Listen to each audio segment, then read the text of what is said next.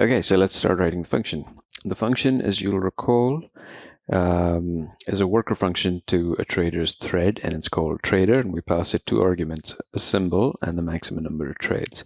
So let's start off by doing that. We'll say def underscore trader underscore, pass in the symbol as well as the max trades. And following that, we need to start writing some logic.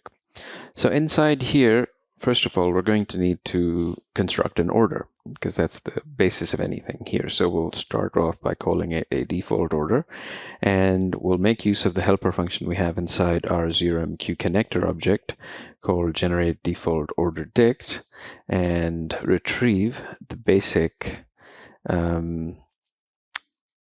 structure of that order that we need, and then modify it accordingly to suit this coin flip trading strategy that we have.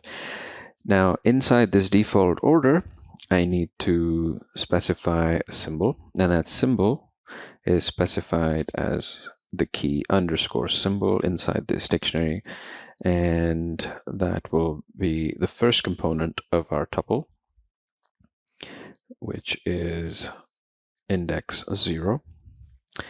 And finally, we also need lots, and that is specified by the key lots, and that will be the second component of our tuple, index 1.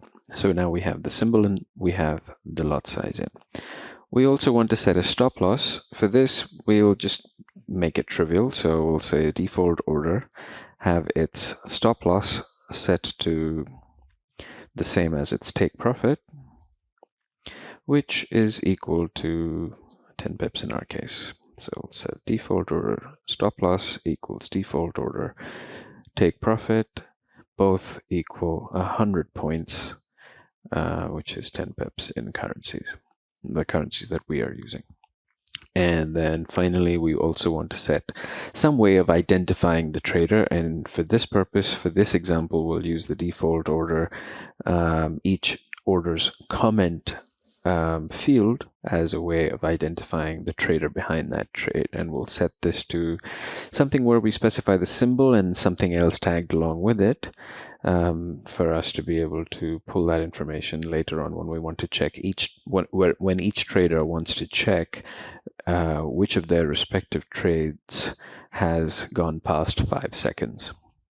So we've now constructed our order, and our order contains this information: the symbol, the lot size, the take profit and stop loss in terms of points, and the comment as a means to identify the trader. The next thing we want to do is, while the market is open, there's a variable inside this class called market open, self.market underscore open. While that is set to true, we want to do a few things. We want to firstly acquire the lock we were talking about. So the lock will be acquired as follows. We say self._lock is what we defined it as, and self.lock.acquire. So we've acquired the lock, which means we now have, this thread will now access the ZeroMQ object solely without sort of coinciding with other threads trying to access it at the same time. And the first thing we want to do is set up the open trades scenario. So the first thing we want to do is get all open trades, and that's done by executing the get open trades instruction inside the reporting object that we created earlier. So we'll call this underscore OT as an open trades equals self dot underscore reporting dot underscore get open trades.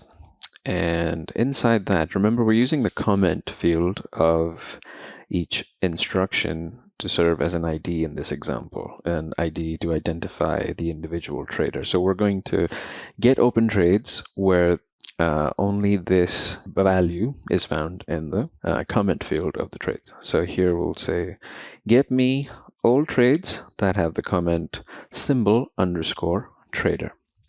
And once you've done that, I'd also like to specify a delay as I've specified here in my class, and that delay was 0.1 seconds. And a W break, which is essentially a multiplier, a factor. This doesn't necessarily have to be in this way. You could just specify a wait in seconds.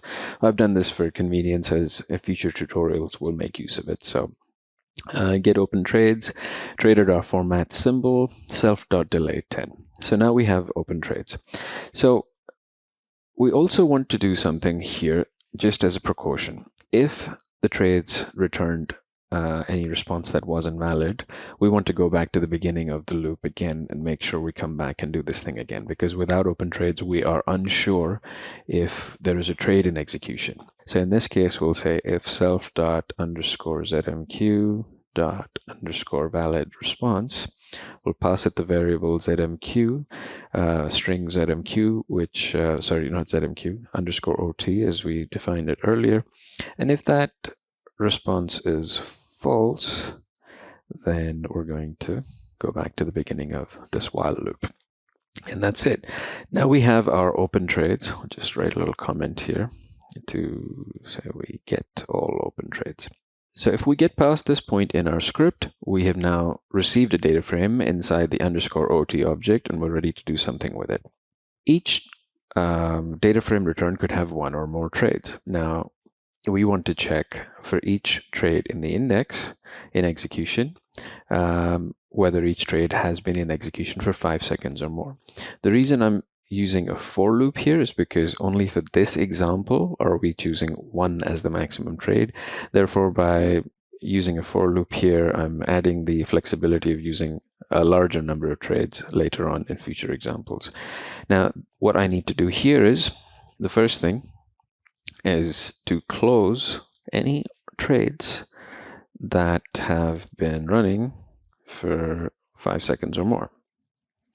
In order for me to do that, I need to go into each trade and see if its open time as returned by MetaTrader and the current time differ by 5 seconds or more. And to be able to do that, I have to say if the absolute value of the time delta between the current time, which is 2_date time now, plus the broker offset, which I have to consider because my time is UTC and the broker's time is GMT plus 3.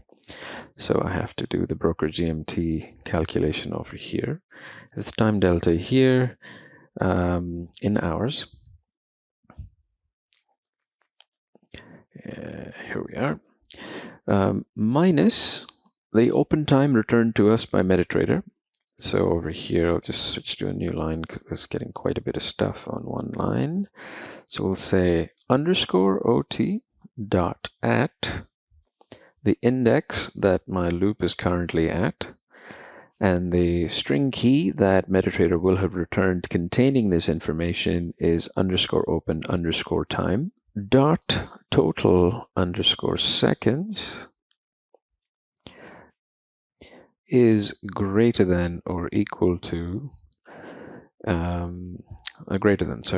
the close delta that we specified earlier.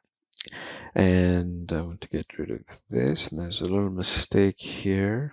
I have to add the offset, and that's pretty much it. So we've got our absolute calculation done. We've got absolute time delta, current time, plus the time delta to account for the broker's GMT offset. We subtract the open time sent back to us by MetaTrader for this ticket, calculate the total seconds from this time delta, and if it's greater, the absolute value is greater than the close delta that we've specified, then we need to close this trade. So for us to do that, we need to say _ret as a new variable we're going to create, and this will hold the response from the execution we're now going to do, which is to execute a close trade.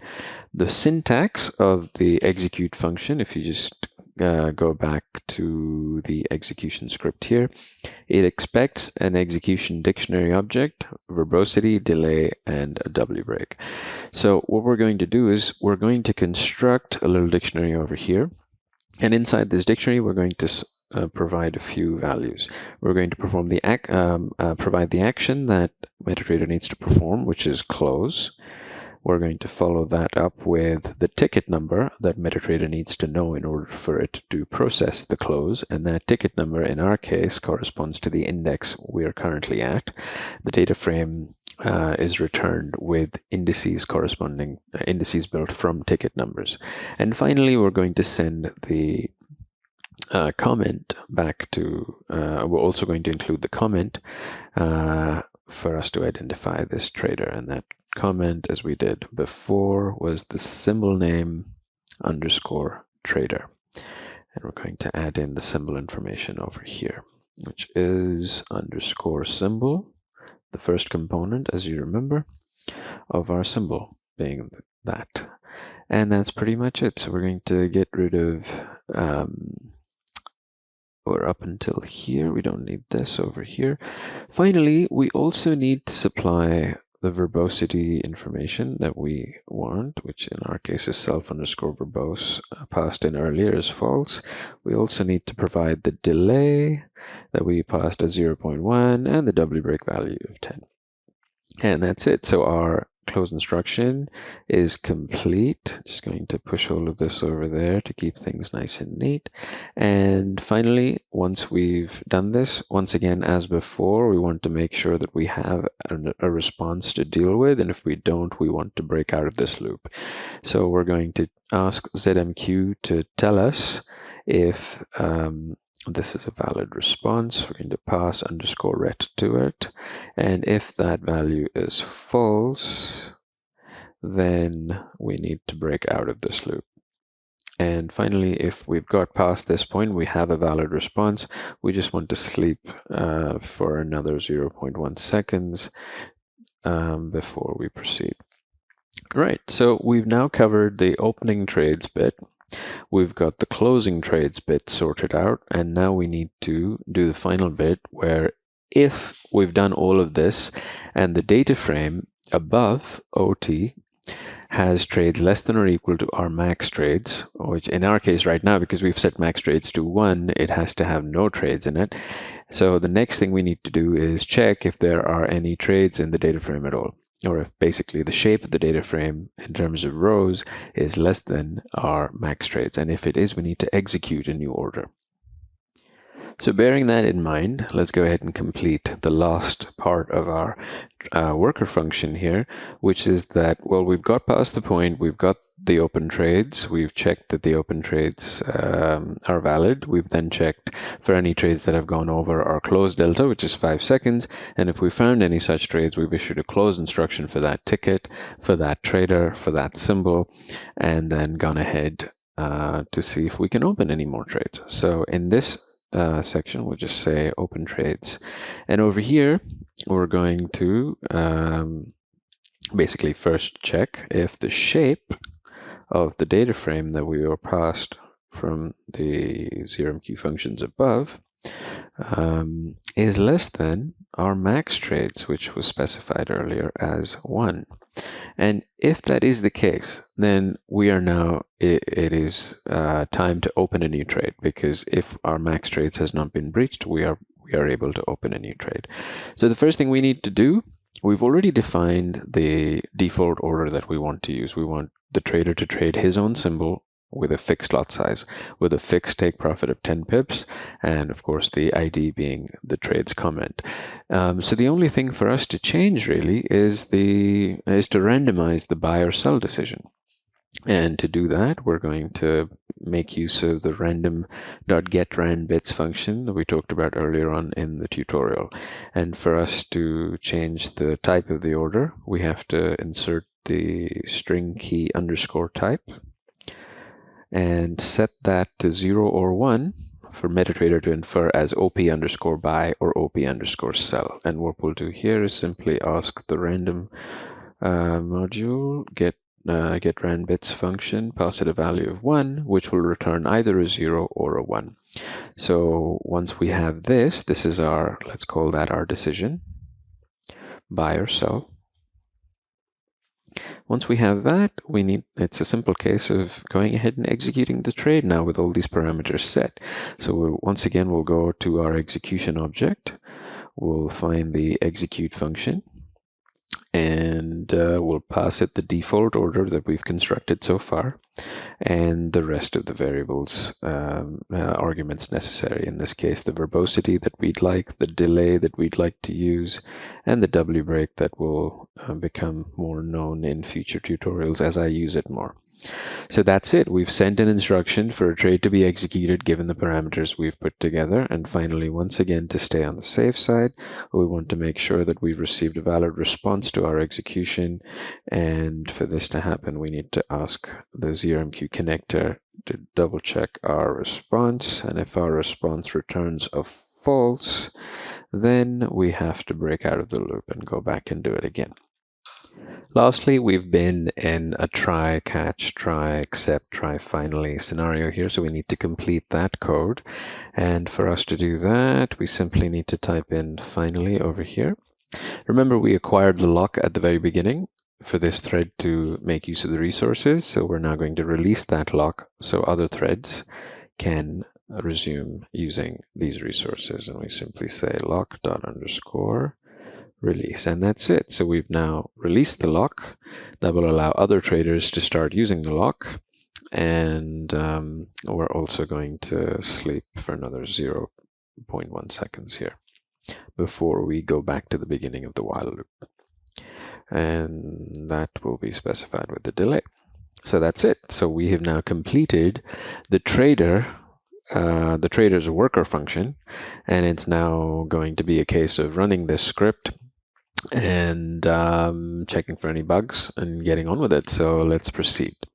I've maximized my screen and opened up my IPython console so we can run the script, make sure there aren't any bugs that remain to be fixed. Of course, I've tested all the initial components, the preliminary code that's been inserted into this prior to me writing the trader function here. So we'll just run the script now and make sure everything's in order, and it is. It's fairly basic code here in the trader script. So remember, we have a maximum number of trades, the maximum number of trades set to 1. Each trader will trade his own unique symbol, will trade a fixed lot size as specified at the beginning, and there's an updater that's going to give us a live view of what's passing through the ZeroMQ threads at the present time. And that's pretty much it. We're going to we're going to check for open trades for this particular. Each trader will check for his own particular trades in this whole threading context. If a trade, and then we'll cycle through the trades, and if any of the trades have been in execution longer than close delta, which was set to 5 seconds. And remember, the choice of 5 seconds is purely for demonstration purposes. A trade that lasts 5 seconds in FX is usually not going to do very much for you. So this is purely for demonstration, so we can have some activity in MetaTrader once we switch over to my terminal there to see how this is going. We execute a close trade when that close delta is breached, and that close trade contains the close instruction to MetaTrader via ZeroMQ, the ticket number, and the trader's ID. And that's it. We check for a valid response, and then we sleep a little bit before we go to the next one.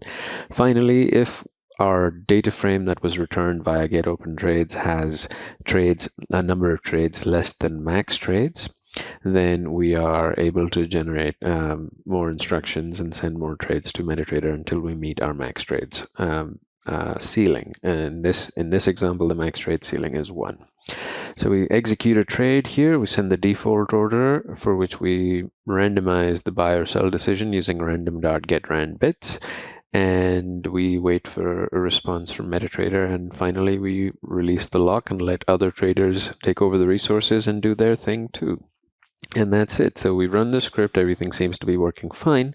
Now we have to initialize this trading strategy with our number of traders here and go to MetaTrader to see how all of this is happening.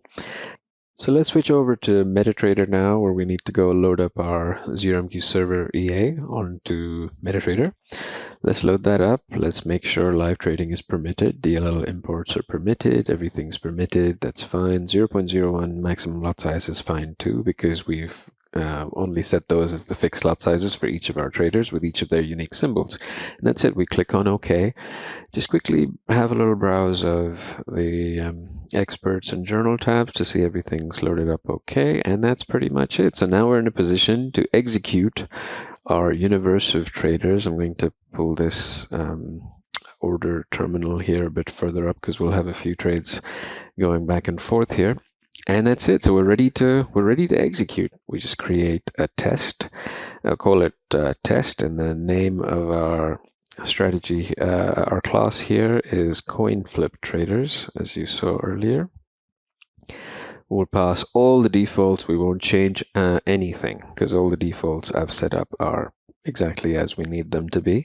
And that's it. So those two messages are from the ZeroMQ-Connector object that's initialized in the background through the execution, through the strategy base class. And that's it. We're ready to run this. So we've overridden the underscore run function here with our multiple traders, each trader having one symbol and one lot size combination. And all we need to do here is to execute. Boom. So we've got 1, 2, 3, 4, 5, 6, 7, 8, 9. We've got 9 traders who've gone into the market. Our live updates are coming through from MetaTrader, responding with keys and all the other information. It's been done as an example, so it's not the neatest. You could, of course, transform this into a real-time updating pandas data frame. That would be a lot nicer, but let's go have a look at how this is happening in MetaTrader. So now all the traders that we had earlier on specified with the symbol underscore trader ID using the comment field of each trade are executing trades one at a time. Let me just sort this column so we see that each trade is being executed once at any given time. Each trade is lasting 5 seconds as we specified earlier. So let's have a look at the account history. The lot size is fixed at 0.01 and see how the trading decisions are all randomized here. So we've got buys happening, sells happening completely randomly. And naturally, because this is such a good trading strategy, we're losing money hand over fist. The point of this exercise was not to demonstrate profitability, but more to demonstrate how you can create a trading strategy using ZeroMQ and the Darwinex-ZeroMQ-Connector and some additional helper classes that I've created for you, as we discussed earlier on today, the strategy base class that uses execution and reporting classes. In those execution and reporting classes, we're making use of the ZeroMQ-Connector and making some helpful wrapper functions in here to allow us to execute open and close trades, and also get open trades. Of course, you can extend this to getting closed trades, historical data, all sorts of things. And that is the idea behind creating these sort of base level classes for you, so that in future tutorials we can extend these as we go along and put together more interesting strategies, perhaps maybe even some that perform well compared to this one, which is purely for demonstration's sake and to show you that it is indeed possible for an algorithmic trader using an external programming language that is not MQL to bridge the gap between that external programming environment and Darwinex liquidity by using the Darwinex ZeroMQ-Connector bridge, incorporating it into their code base. It's all open source. You can modify the features of the MQL server EA as well as the Python application, the client application, to suit your purposes. You don't have to use the code as is. You're absolutely perfectly fine to incorporate that code into your existing strategies however you choose. But this example should hopefully demonstrate that it is indeed fairly straightforward to put together a trading strategy using this connector.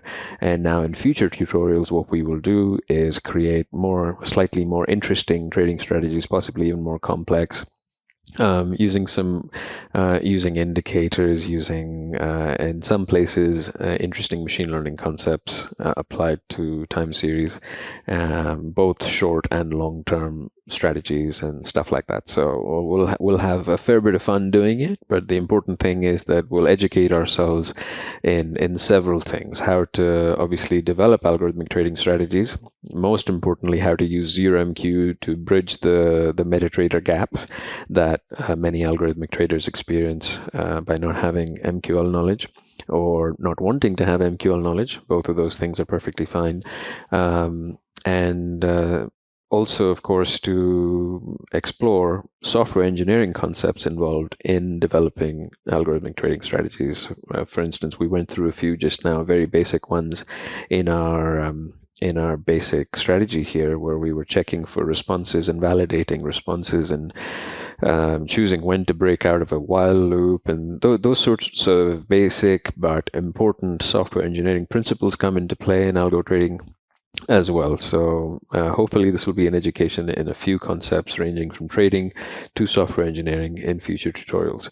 If you've enjoyed this tutorial, I know you haven't enjoyed the trading strategies performance because that was not the point, but still it would be nice to see some green, and hopefully we might in future tutorials. But if you've enjoyed this and you think this is helpful to you and helpful to other colleagues or people in your network who you feel would find this useful, please do share this tutorial video with them. We're working very hard to make solutions, to create further solutions to allow algorithmic traders to trade as comfortably as possible and leverage Darwinex, all its features, tools, and liquidity to their advantage. Thank you very much for watching. See you in the next tutorial.